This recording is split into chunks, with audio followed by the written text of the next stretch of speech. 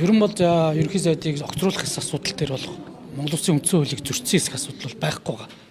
Харамсалтай нь тодорхой ийм зүйлүүд дээр бас асуудлыг буруугаар тайлбарлах байдлаар ийм зүйлүүд рүү явчлаа л да.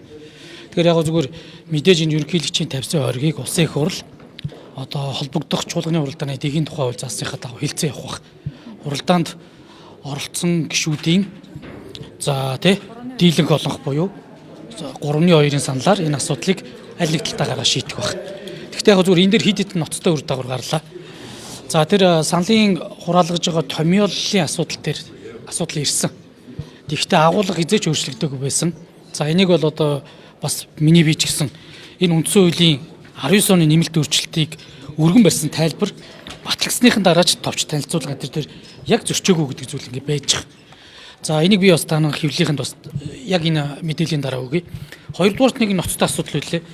Энэ улсын хурлын чуулганы хуралдааны эрсцийн асуудал буюу их хурлын чуулганы нэгдсэн хуралдаанд хуралдах хүчин төгөлдөр эрс бүрдээгүй байхад чуулганы нэгдсэн хуралдааныг сонгон хуралдах шийдвэр гаргасан чуулганы энэ дэгийн хурлыг зөрчлөө гэсэн мэл.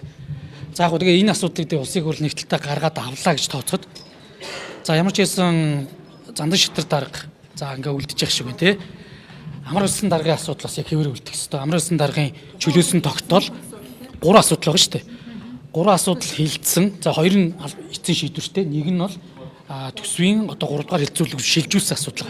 Тэгэхээр энэ дээрээс юу өрөх гэхээр амар улсын даргын асуудал яг эргэж бутсан. Ямар ч хүчин төгөлдөр эрсцгүйгээр гэж шийдэж энэ асуудал дээр тавьсан бол өнөөдөр бол улсын хурлын дарга амар улсын шийдвэр дээр мөн адил яг ингэж хориг тавигдаж ирэх ёстой. Энийг бас анхаарна. Хоёрдугаарт улсын 2026 оны улсын төсвийн 2 дугаар хэлцүүлэгт усаа 3 дугаар хэлцүүлэг шилжүүлсэн тэр шийдвэр хүчин төгөлдөр бус болж байгаа. Тэгэхээр энэ 7 хоногийн бүх байнгын орнууд хуралдаж чадахгүй гэсэн үг. Энэ ерөнхийлөгчийн оргийг авч нэг талтаа шийдвэрлэсний дараа энэ асуудлууд явахгүй бол дараа нь энэ асуудлыг дээр асуудлууд ингээд үүсэх нэ. Тийм учраас энэ бол зөвхөн зандан шатар даргын огцруулах хэсэг асуудал 95 дугаар тогтоол биш. Мөн тэр өдөр хойдрлцсан улсын хурлын дарга амар өсөлтөнд чөлөөсөн эсэх шийдвэр дээр мөн адилгаагүй үр дагавар үүсэж байна. За мөн төсвийн асуудал дээр бас үр дагавар үүсэж байгаа гэдэг зүйл. Туйлын төс бас их судлалын хуралдаанаараа энэ 5 гараг шийднэ гэж байна. За туйлын харамсалтай юм боллоо. Би яг энэ асуудлыг бас тайлбарлая да. Цэц бол яг энэ үндсэн хуулийг сахиж хамгаалах хамгийн том институт зогс та хараат тусаар ажиллах хэвээр төвийг сахих хэвээр. Үндсэн хуулиуд цэцэд маргаан шийдвэрлэх ажиллагааны тухай хуулийн 9 дугаар зүйлийн 2 дээр цэц төвийг сахина гэсэн. Энэ төвийг сахиж гинөө гэдэг байдал өнөөдөр маш эргэлзээтэй зүгээр харагдаж байна. За хоёрдугаарт цэцийн хуулийн цэцтэй холбоотойгоор үндсэн хуулийн 66 дугаар зүйлийн нэгд хэсэг дээр ерөнхий сайдын хүсэлтээр за тодорхой улсын хурлын шийдвэр үндсэн хууль зөрчсөн хэсэг асуудлыг хилцэж болно гэдэг агуулга бол байгаа. За энэ дээр бол маргаан байхгүй. Гэхдээ энэ шийдвэр нь өөрөө эргээд аль бие усаар гарсан байх ёстой шүү дээ. Гэтэл өнөөдөр цэц яасан бэ гэхээр нэгдүгээрт ерөнхий сайд зандан шатрыг огцруулах хэсэг асуудлыг 17 оны өдөр улсын хурл шийдсэн байхад 16 оны өдөр маргаа үсгэсэн.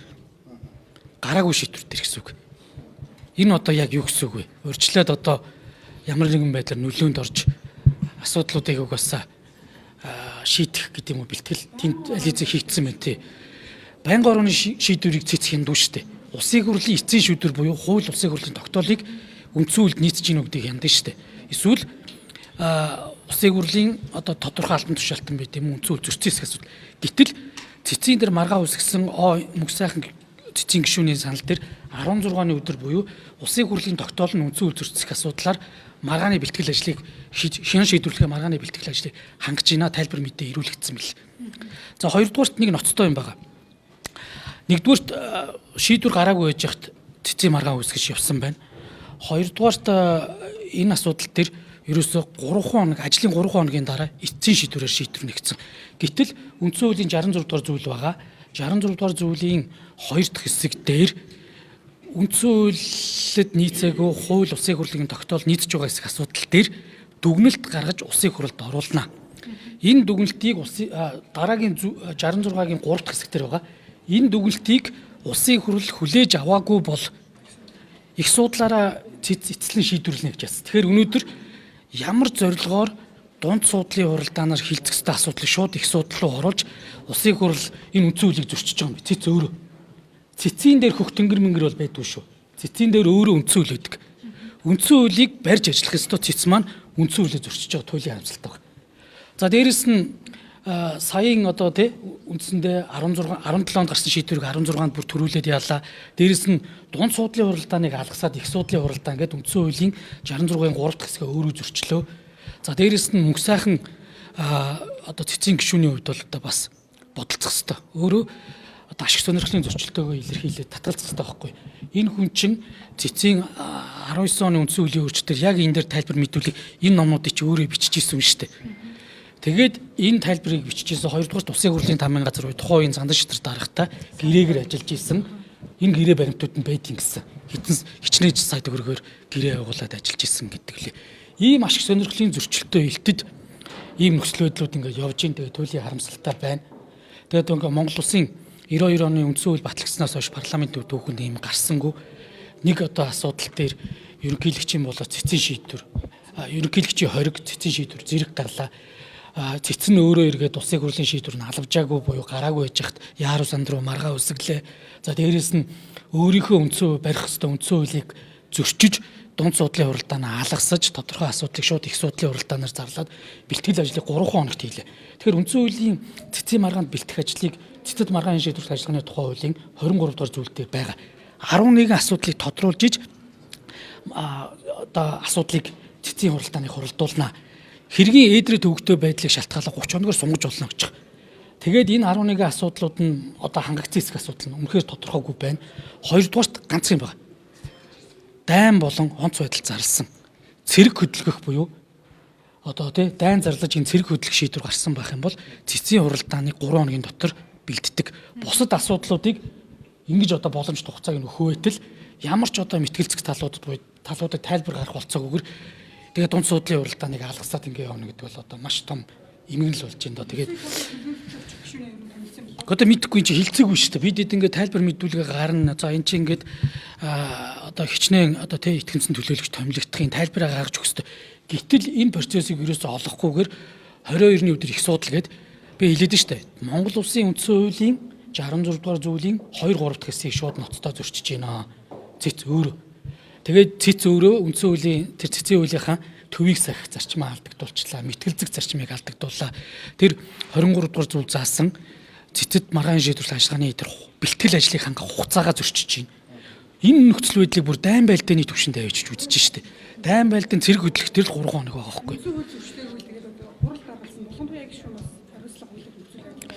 Энэ улсын хурал штэ. Улсын хурал хамтын шийдвэр гаргадаг байгууллага. Ингиж хувь хүн рүү халтаж болохгүй. Би одоо энэ улсын хурал энэ дээр хамтын шийдвэр гаргасныхаа төлөө за энэ асуудлууд нь үнэхээр асуудал байнааг л ерөнхийлөгч хориг тавьдаг эсвэл цэцээр шийдвэрч болно. Гэхдээ эдгээр нь дандаа хуулийн өрөөнд явах хэрэгтэй. Гэтэл өнөөдөр энэ зүйлүүд байна уу гэдэг дээр биш. Би ч гэсэн одоо шударгал хэлсэн. Ерөнхийлөгч хориг тавьж болно. Ерөнхийлөгчийн институцийн буюу ерөнхийлөгчийн зөвлөлт тамгын газрын дарга л үндслийг тайлбарладаг шүү дээ. Өнөөдөр үндэсний аюулгүй байдлын зөвлөлийн нарийн бичгийн дарга буюу төрийн тусгай албаагч тайлбар хийгээ зогсож байгаа нь. Энд ч одоо болох юм уу? Чи юу болоод байгаа юм бэ? Энэ нөхцлүүдийг л хэлж байгаа. Хоёрдугаарт ерөнхийлөгчийн хоргийг хилцэж эхлээгүй буюу улсын хурлын нийт 14 хоногийн дотор хилцэх ёстой. Энэ шийдвэр болоогүй байж цэц зэрэгцүүлээ маргаа үсгэсэн ингээ явж байна. Хүч төрөө явж байна. Өөрөө процедурыг зөрчиж байна. Ийм л одоо зүйлүүд боллоо. Хин нэг нь нөлөөлсөн байвал одоо ямар хариуцлага? Цэцгийн гишүүн бол улс төрөөс ангид хараат байх ёстой гэж цэцгийн хуулийн 60 эд дээр байна. Би одоо хараад хэлчихтэй юм уу? Бага. Тий, тэгээ ер нь хараат усаар байх ёстой. Тэгэхээр маргаан үсгээд байгаа мөнгө сайхан цэцгийн гишүүний хувьд бол зандан шатар дарагтаа гэрээгээр ажиллаж исэн. Өмнө нь бол одоо тий үндсэн хуулийн нэмэлт өөрчлөлтөөр ажиллаж исэн ийм хүн байгаа. Тэгээ энэ дээр ингэж өөрөө үндсэн хуулийн 66-гийн дур зүйлийг зөрчиж за ингээ хараат усаар байх цэцгийн гишүүн маань тэгээ үндсэн хуулийн маргаан шийдвэрлэх ажиллагааны тухай хууль засныгаа мэтгэлцүүлэх төвийг сах зарчмаа ингэж өөрөө өгөөсгөж ийм зүйл дээр оролцож байгаа нь одоо туйлын харамсалтай байна. Гэхдээ аливаа зүйл одоо явж байна. Яг бүрэн одоо шийдвэрүүд хүрээд ирэх үнэхээр одоо харамсалтай. Гэхдээ би одоо цэцгийн шийдвэрийг бол та бүгд үзүүлэх зүг бах. Энэ ингээд 16-ны өдөр байлаа шүү. Одоо би энийг одоо камераар татчих авдаг болцоо байдаг бол аваарай. Хоёрдугаар үнэхээр туйлын харамсалтай. Чи одоо шийдвэр гараагүй байж хахад ийм зүйл ингэж маргаа үсгэж ярьж болохгүй шүү дээ энэ чинь. Тэгэхээр бид чинь чи одоо бүхэл бүтэн одоо ямар зүйлд орчод байна гэдэг зүйл одоо энэ дээрээс харагдаж байна л гэж одоо. Дунд судлаа биш үү? Их судлаа хуваалцсан ганцхан тэр дайн байлгын үед л гэсэн юм. Ийм байгаа. Би үндсэн хуулийг та нарт уншуулад үндсэн хуулийг нэг уншаад үзүүлчихье та. Үндсэн хууль дээр ийм залтаа. Үндсэн хуулийн 66 дугаар зүйлийн нэгт хэсэг гэж байгаа. За хүн би компьютер дээр гаргаад үзүүлэх гэж бодож ирсэн. Энэ 66 дугаар зүйлийн 2 дахь хэсэгт үндсэн хуулийн цэцэн энэ зүйлийн нэгт хэсэгт заасан үндслээр дараах маргаантай асуудлыг дүгнэлт гаргаж улсын хурлд оруулна гэж. За энэ зүйлийн нэгт хэсэг гэдэг нь өөрөө ерөнхий сайдын хүсэлтээр гэсэн үг байхгүй. За ерөнхий сайдын хүсэлтээр маргаантай асуудал дээр дүгнэлт гаргаж улсын хурлд оруулах нь шүү дээ. Тэр маргаантай асуудлын нэг нь юу вэ гэхээр улсын хурлын хууль бусад шийдвэр үндсэн хуульд нийцж байгаа хэсэг асуудлаар гээд доотлон заасан. За энэ асуудлаар нь гаргасан бол доотлын 66-гийн 3 дахь хэсгээр нь юу гэж байсан бэхээр энэ зүйлийн 2 дахь хэсгийг 1-2 заасны дагуу буюу тэр маргаантай хууль улсын хурлын тогтоол гэсэн үг. Оруулсан дүгнэлтийг улсын хурл хүлээн зөвшөөрөөгүй бол үндсэн хуулийн цэцэд дахин хянан үзэж эцсийн шийдвэр гаргана гэд Монгол улсын үндсэн хуулийн 66 дугаар зүйлийн 3 дахь хэсгээр байж байгаа. Энэ заалтаар зөрчөөд дүгнэлтийг алгасаад бүр тогтоол хэлбэрийг эцсийн байдлаар гаргадаг. Одоо энэ заалтыг алгасаад ингээ эцсийн шийдвэрийг гаргах байдал ингээ орж байгаа. Тэгэхээр Монгол улсын хурлын бүрэн эрх буюу халтшгүй энэ одоо төрийн эрх мэдэл энэ улсын хурлд байгаа эрхлөө ингээ цэц өөрөө шийдвэрээ халтаж эхлэх гэж байна уу та гэдэг л одоо том болгоомжлол бол байна. Тэгээ би дээрэс нь хэллээ шүү дээ. Цэц өөрөө төвийг сахих хэрэгтэй. Энэ зарчмаа алдчихлаа. Энэ маргалдагч талуудын маргаан дээр бодиттой дүгнэлтээ гаргахын тулд тайлбаруудыг авах хэрэгтэй. Авахгүйгээр шууд 3 дахь өдөр их судлалын хурал зарлаж байна. Дээрэс нь бэлтгэл ажлыг хангах 11 асуудлаар тодруулах материал авсан хэсэг нь өнөөдөр биднэрт байхгүй байна. Дайн болон онц байдал зарласан. Дээрэс нь цэрэг хөдөлгөх шийдвэр дээр гардаг 3 хоногийн дотор одоо дүүцүүлж энэ асуудал хандж байгаа мөгүй гэдэг. Ийм ноцтой үр дагаварлуу өнөөдөр ингээд явчлаа. Тэгээд Монгол Улсын парламентын 1992 оноос хойших ардсан үндсэн хуулийн жишгтэр ийм зүйл байгаагүй. Туйлын харамсалтай байгаа. Тэгээд ийм одоо бурангуй байдлаар цэц хүртэл одоо ажиллаж байгаа нь одоо туйлын харамсалтай байна. Тэгээд би нэг зүйлийг хэлье.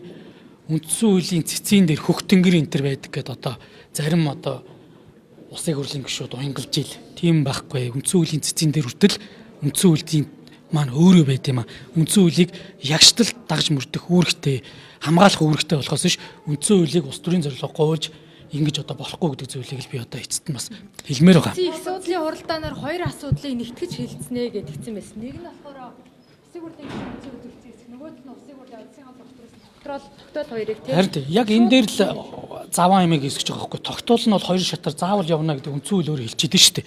За тодорхой албан тушаалт үндсэн хууль зөрчсөн хэсэг асуудал бол тусдаа ингээ явж болно. Энийг албаар ингэж нэг дор хийж ягаад ийм байдлаар одоо улсын хурлын бүр эрхт халдж байгаа байхгүй. Энэ улсын хурлыг 111 гишүүн цуглаад 71 шийдвэр гаргачаад хахад ийм зүйл байж болох юм уу гэдэг асуудал байгаа.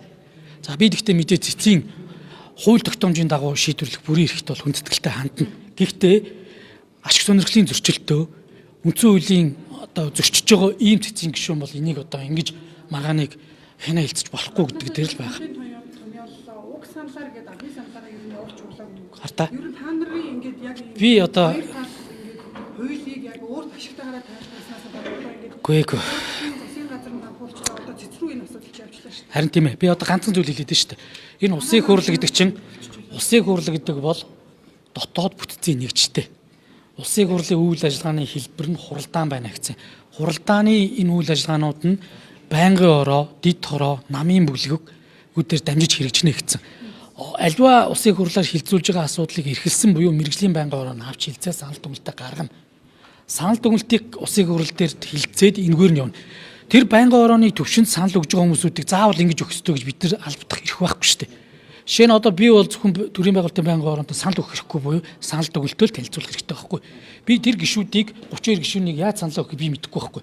Тэр саналын үр дүнгээс шалтгаалаад зөв томьёол өөрчлөгдөж байгаа учраас ерөнхий сайдыг огцруулах хэсэг асуудал 64 дээр нэмэх нь нэгүү эсвэл 64 дээр хасах буюу дэмжихдэггүй агуулгач яг хэврээ байгаа шүү дээ. Энд ямар ч үндсэн үйл зөрчсөн асуудал байхгүй. Урд нь яг энэ жишгээр явсан зандан шатар дарагч гисэн 21 онд Монгол Улсын ерөнхий сайдаар ажиллаж исэн тухайн үеийн одоогийн хөрс өх ерөнхийлөгчийг огцруулахдаа энэ дигээр явна гэд гормын саналыг Бямц цогц гишүүн өөрөө гаргаж ягаад явсан. Энэ дээр ямар ч асуудал байхгүй. Одоо та бүгд хараарай. Энэ үндсэн хуулийн одоо хоргийг хүлээж авах дэгэн хүртэл яг юм байна. Холбогдох байнгын орооны санал дүгнэлтийг чуулган сонсгочоод 2 байнгын орооны санал дүгвэл эрхэлсэн байнгын ороо төрийн байгуулалтын байнгын ороо хураана. Эн чинь гээд улсын хурлын яг бүтцийн байгууллага явдаг процедурээр явж байгаа үйл ажиллагааг ингэж мушгиж явж болохгүй гэдэг. Хоёрдугаарт манай хэний асуусан юм дээр яг чухал юм би хэлчихье гэж бодож байна. Энэ ингээд одоо материал болоод үлдсэн. Монгол Улсын үндсэн хуулийг оруулах нэмэлт өөрчлөлт оруулах төслийн тайлбар шүү. Батлагдаагүй байхдаа энэ ямар тайлбаруудыг тухайд оруулж исэн бэ гэдэг зүйлийг яг бичсэн. Энэ 43 дугаар зүйл дээр юу гэхээр хуралдаанд оролцсон гишүүдийн олонхоор шийдчихэд эснийг нийт гишүүдийнх болгож хувирсан байхгүй. Өөрөөр хэлэх юм бол 76 гишүүний 39 нь хуралдаад 20 нь огцруулчаад исэн ч арайж болохгүй маа. Энэ одоо бас засгийн газрын доктортой байдал нөлөөдөд байгаа учраас энийг нийт гишүүдээс болгоё гэдэг л өөрчлөлт байна. Хоёрдугаарт ингэж огцруулсан тохиолдолд 30 хоногийн дотор дараагийн ерөнхий сайдыг л томилоороо гэдэг шийдвэр гаргасан. Дараагийн өөрчлөгдсөн зүйл нь засгийн газар гэж байсныг ерөнхий сайд гэдэг л нэр томьёоны өөрчлөлтийг хийсэн байна. Тэгэхээр энийг одоо ингэж гуйлаад одоо бас үнэхээр одоо мэдэхгүй байна. Яаж олон нийтийн ингэж хэвлэл мэдээллийн хэрэгслийг одоо барьж байгаа ч гэдэг юм уу? Яаж ингэж одоо олон нийтийг төрөгдүүлээд байгааг ерөөсөй ойлгохгүй байгаа байхгүй. Тэгээ би одоо энэ та нарт харчих. Энэ залтыг ингэ тайлбарууд нь байж байгаа. Ерөөсөө л энэ гэж. За энэ тайлбарууд нь гарч ирж байна. Одоо 39 40 дугаар зүйл одоо хараад байгаа. За энэ 43 дугаар зүйлийн 1. За ийм залт байна шүү. Тэгээ энэ дээр бүр ингэ судалгаа хийсэн бац. За мэд сайхны инх сайхны засгийн газрыг саналаараа огцорсоо. Элбэг доржийн засгийн газрыг 39-37-оор наран цэцэрлтийг 42-22-оор ч гэдэг юм уу. Ийм байдлууд төр энд ерөөсөө энэ асуудлуудыг л ердий олонхоор шийдчихэд эснийг өөрчилж байгаа шүү гэдэг зүйлийг хэлсэн баггүй. Тэгэд энэ хардаа дараа нь ингээд ерөнхий сайдыг огцруулсан шид хоногийн дотор засгийн газар ерөнхий сайдыг томилох хэсэг асуудал тодорхойгүй байсныг тодруулж өгч байна гэдэг. Өөр ямар нэгэн байдлаар одоо учралч байд юм уу эсвэл бямц цогц сайд энэ хэлээд лээ. Тийм зүйл огтосоо байхгүй. За дараа нь үндсэн хуулийн нэмэлт өөрчлөлт маань батлагдлаа. Батлагдаад энэ үндсэн хуулийн нэмэлт өөрчлөлтийн албан ёсны тайлбарыг улсын хурлын тамийн газар Лүмдээ Жанцангой, Үлзий сайхан, Хатанбаатар, Товуу сүрэн, Лувсан жамц, Болормаа гэдэг хүмүүс редакц найруулгыг хийгээд энэ дээр ингээд гарсан байна. Яг мөн адил энэ зүйлүүдийг хийцэн. Би одоо энийг түрүүн ингээд бас тайлбарсан байгаа. Ийм зүйлүүд ингээд улаан цагаан ингээд баримттай зүйлүүдийг машин гуйлж үндсэн зөрчсөн мэтэр ингээд тайлбарлаад улсын хурлын дотоод бүтцийн нэгжээр хилцдэг энэ асуудлыг үүсгээд байнгын орон дээр одоо тэгвэл ерөн байнгын ороонуудыг татан болгоо шууд аливаа асуудлыг улсын хурл дээр орж шийдэж хэвээр болж таарад байгаа байхгүй. Ийм парламент ёслуугаа халдсан парламентын явдаг процессыг үүсгэсэн ийм зүйлийг гишүүд маань яриад одоо ийм зүйл рүү хийж байгаа нь одоо туйлын хамсалтай амлалт нэгтэл та. За өөр асуулт байна уу? Харин одоо тэгээд яг одоо би бол яг үндэ хэлэхэд энийг шууд төсөөлж юм хэлж мэдэхгүй шүү дээ. Энд чинь цэвэр 126 гишүүний бүрийн эрх тэр дундаа энэ асуудлуудыг төрийн байгуулалтын байнгын ороо, хууль зүйн байнгын ороо хилцэх бах. Энэ байнгын орооны гишүүд санал дүгнэлтээ гаргах шүү дээ. Би бол урдаас тааж хэлж чадахгүй. За энэ шийдвэрийг хоргийг хүлээгээд авлах юм бол би харин хэллээ. За заншилт шадаргын засгийн газар бүрийн эрх нь хэвээрээ үлдэх логик харагдаад байна. За нөгөө талдаа тэр өдрийн хоргийн дагуу бүх асуудал буюу 3 асуудал яг хуучин юм дээ. Тэгэхээр амар улсын дарга огцруулсан эсэх асуудалтай 3-аас санал хүчингүй болж байна. Амар улсын дарга бүрийн эрхээ өргөжлүүлээд хэрэгжүүлээд явах ёстой болж таарж байна. За дээрээс нь төсвийн 2 дугаар хэлцүүлэг дуусаагүй болж таарж байна. Тэгэхээр энэ 7 хоногт байнгын ороонууд хуралдах ямар ч их зүүн боломжгүй болж байна. Тийм учраас 3 дугаар хэлцүүлэг эх 7 хоног бол дахиад шилжиж явах шиг байна л да. Ийм л үр дагаврууд одоо үүсэх бах. Тэгээд энэ асуудал мэдээж цаашдаа явна.